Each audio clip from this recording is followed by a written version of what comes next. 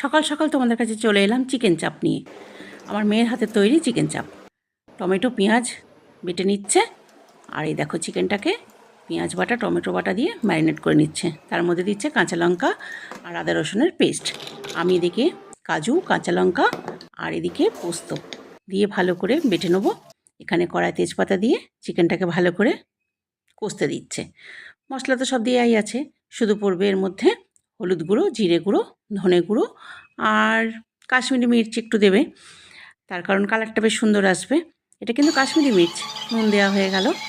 এইবার আমি দেখো এটা বেটে দিয়েছিলাম, ওইটা দিয়ে দিল। কি সুন্দর হয়েছে না কালারটা, খুব সুন্দর হয়েছে। আর যদি আমার চ্যানেলটা ভালো লাগে প্লিজ সাবস্ক্রাইব করে দিও। একটু গরম মশলার গুঁড়ো দিয়ে এবার নামিয়ে নেওয়া হবে। রুটির সাথে, পরোটার সাথে, যেমন খুশি, যে যেমন খুশি খেতে চাও তেমন খেতে পারবে। কেমন হলো আজকে চিকেন চাপ?